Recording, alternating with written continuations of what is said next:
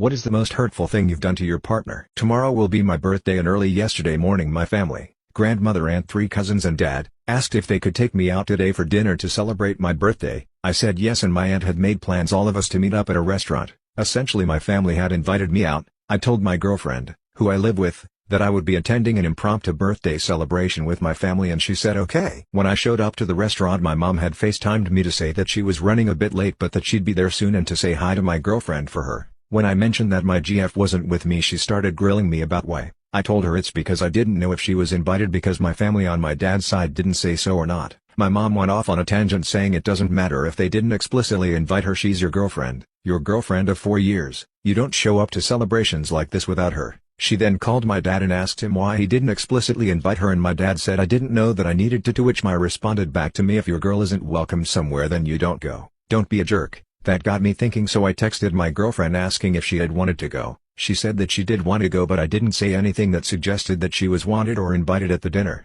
I didn't leave the dinner because I didn't want to be rude but I feel so bad that I went. I feel like I'm a terrible boyfriend. What is the oddest reason you have been contacted by your child's school? When my deaf/autistic son was in kindergarten I got a phone call from his teacher while I was at work.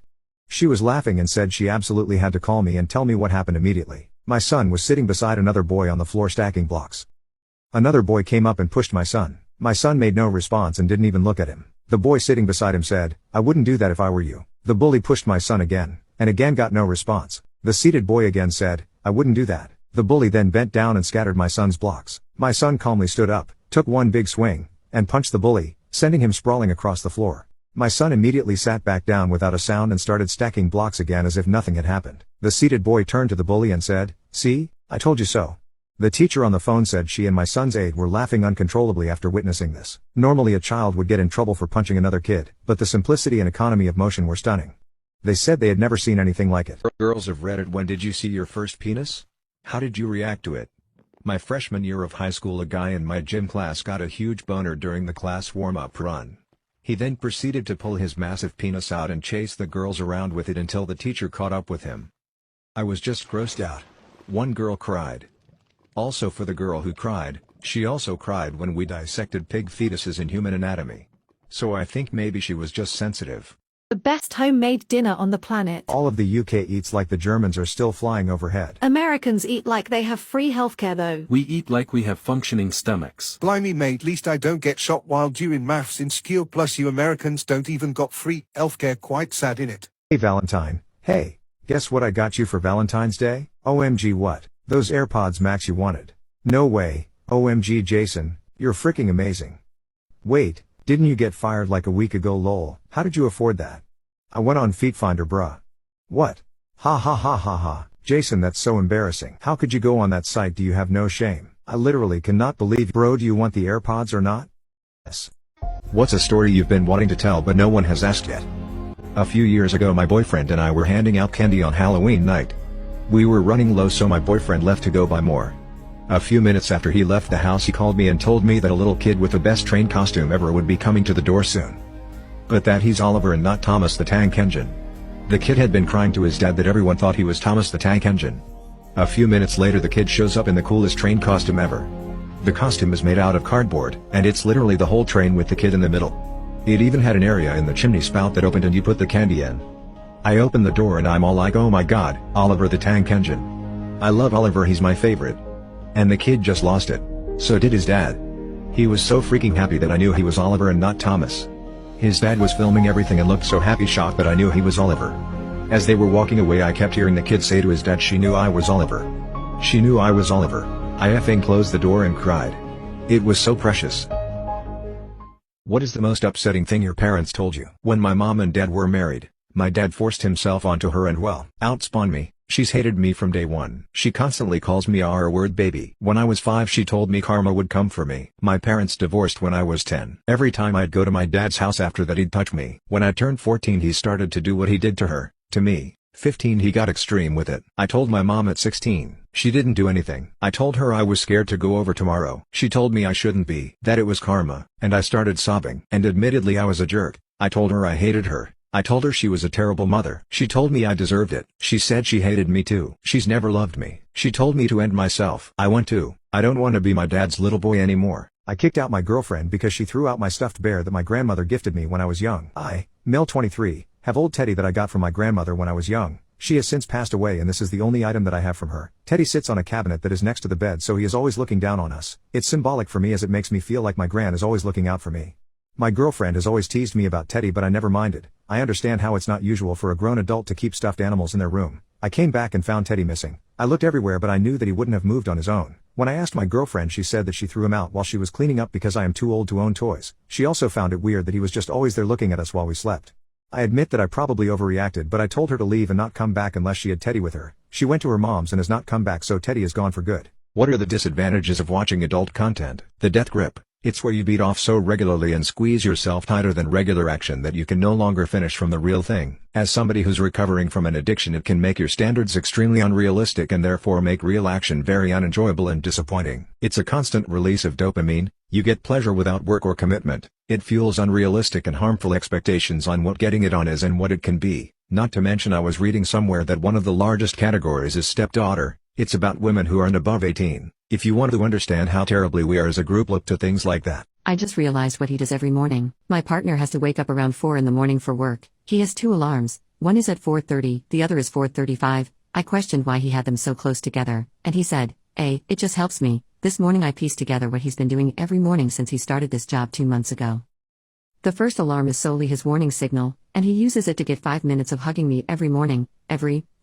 This poor guy is tired as F every day, but he makes sure that every morning before work he cuddles me for at least 5 minutes. Some days I don't get woken up by him, and it's sweet to think that no matter what he makes the time to be affectionate to me before he leaves. I adore him. What is the most hurtful thing you've done to your partner? Tomorrow will be my birthday and early yesterday morning my family, grandmother, aunt, 3 cousins and dad, asked if they could take me out today for dinner to celebrate my birthday. I said yes and my aunt had made plans all of us to meet up at a restaurant. Essentially my family had invited me out. I told my girlfriend, who I live with, that I would be attending an impromptu birthday celebration with my family and she said okay. When I showed up to the restaurant my mom had FaceTimed me to say that she was running a bit late but that she'd be there soon and to say hi to my girlfriend for her. When I mentioned that my GF wasn't with me she started grilling me about why. I told her it's because I didn't know if she was invited because my family on my dad's side didn't say so or not. My mom went off on a tangent saying it doesn't matter if they didn't explicitly invite her, she's your girlfriend of 4 years, you don't show up to celebrations like this without her. She then called my dad and asked him why he didn't explicitly invite her and my dad said I didn't know that I needed to which my responded back to me if your girl isn't welcome somewhere then you don't go, don't be a jerk.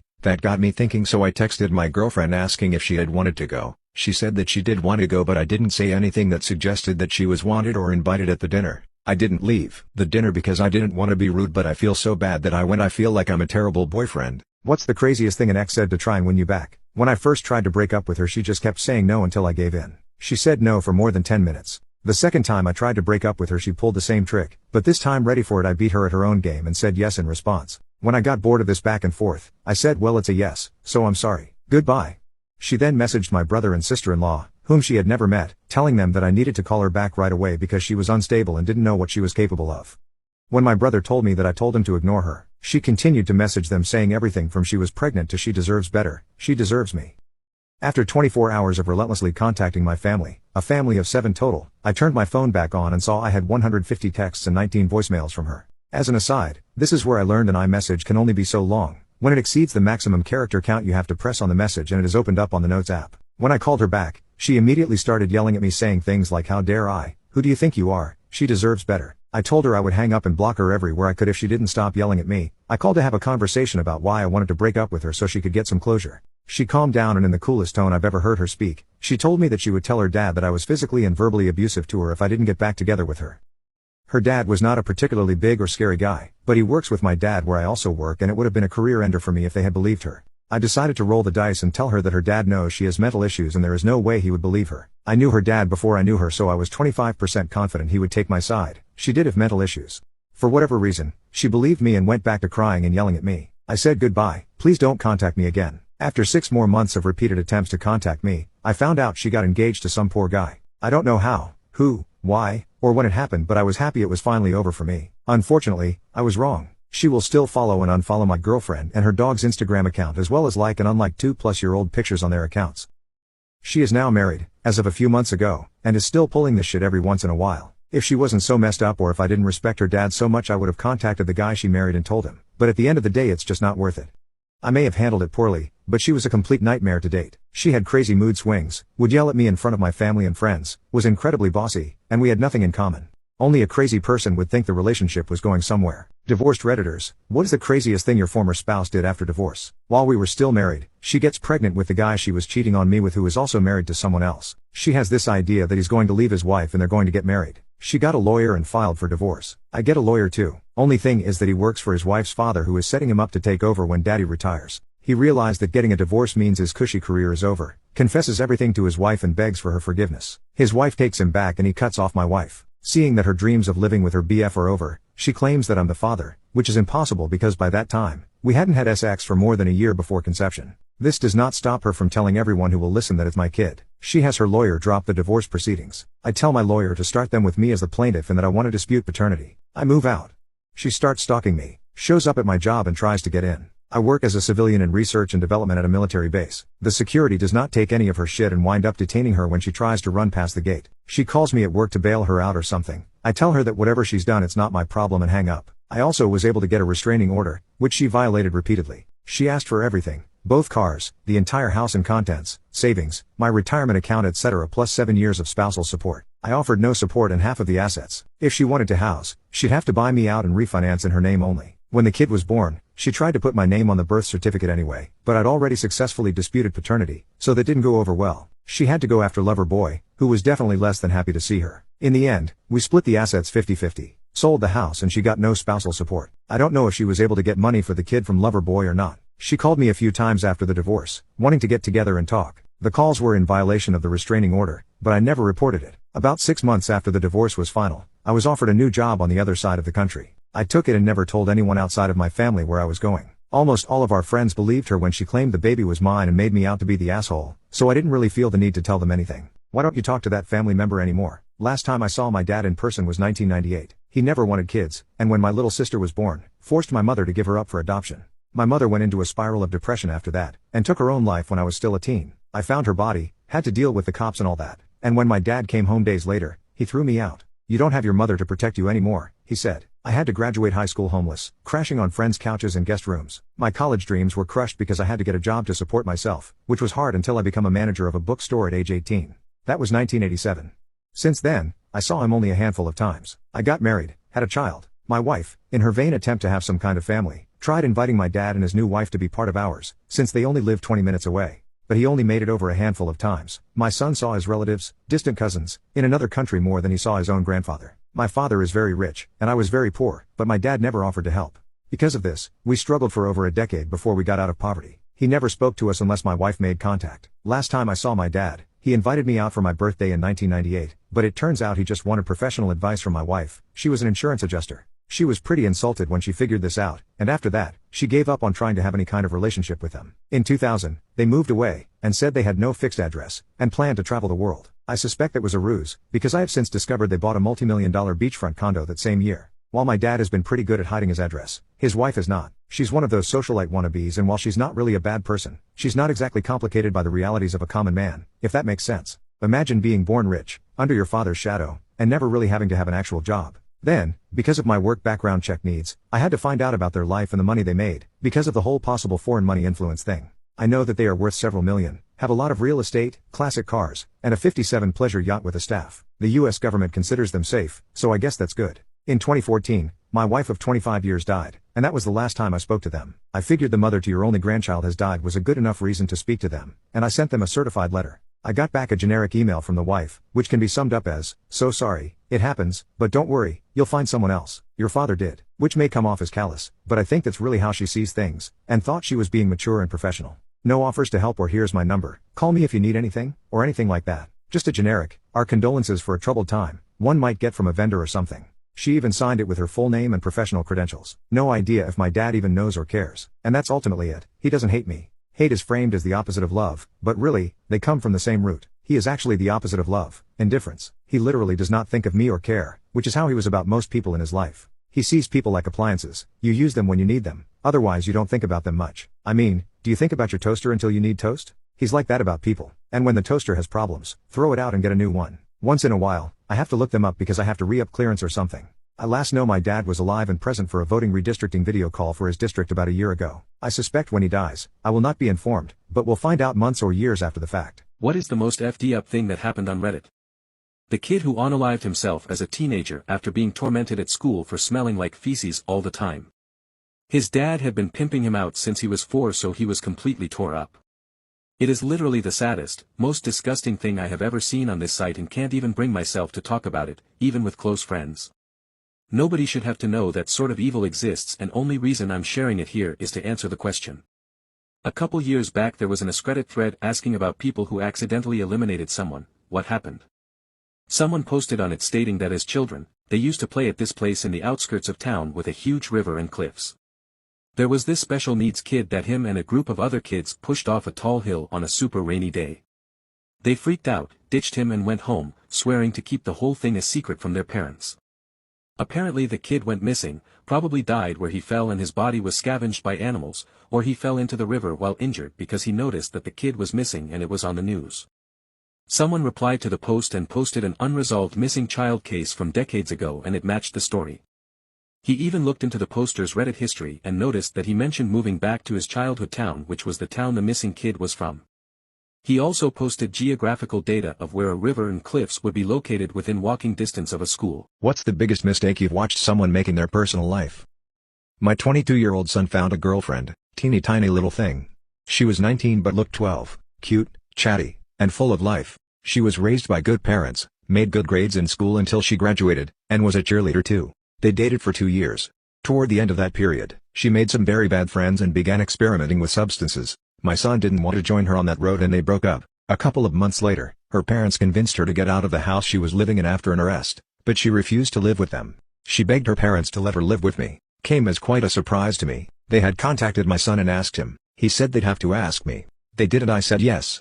I'm a sucker. My son and the girl, Amy, moved in. My son had a job, she didn't. She was on probation and had to complete community service and report to the court. I took her to a local nonprofit where she met questionable new friends there for the same reasons. I gave her a stern warning about friending those kinds of people. Oddly, she listened and behaved. I also took her to her OBGYN. I wasn't about to put her and my son in the same room together without birth control. Turns out she had contracted a serious STD from someone she'd been with during their brief breakup and gave it to my son. They both had to be treated. Things went well for several months. I helped her get a job as a nurse's aide at a local nursing home. She completed her community service and completed her probation. She became the daughter I never had and I was quite fond of her. There were several times my son annoyed me enough for me to want to kick him out. But I didn't mind her at all. She gained a little weight, was almost always cheerful, but when she'd get moody or grumpy over nothing, it actually made me laugh. A day came, however, when the two of them were becoming a pain and I told them it was time to go. They were both working, had cars, were paying their bills. It was just time. They moved out. That lasted about another 4 months. They broke up, my son moved out, and she moved back to the bad people. I followed her on social media and watched as she grew pale and lost weight. I prayed for her every day and missed her bouncy personality. One morning, one of her friends posted on her social media account a request for prayers. She was driving her best friend to the emergency room. She'd been badly beaten. I contacted her parents who said they'd failed to convince her to press charges and she refused any help. It seems she preferred to move back in with the crazies. I couldn't understand it and wondered if I should have reached out. I'm sorry I didn't. A year and a half ago, her mother posted on social media that her Amy had gone to heaven. I cried for 2 hours. I actually howled. I've only cried like that one other time in my life, but that's another story. I didn't realize that I actually came to love that little girl. She wasn't mine, after all. I called her mother.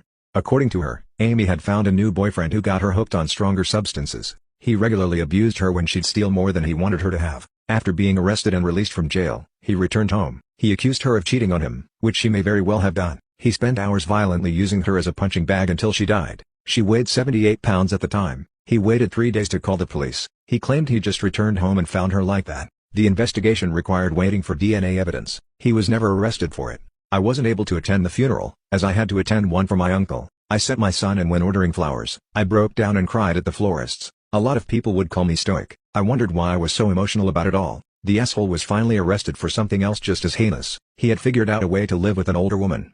Like in her 40s. The police showed up when they received a call that someone was being held at a house against their will. They discovered a man tied up in a woman's body in one of the bedrooms. He was found walking around brandishing a gun. They arrested him for kidnapping and a few other charges. He's in prison now waiting to discover his fate. He may never be charged with Amy, as her parents are still waiting for the DNA results. Amy was a little firecracker that never got the chance to light the sky.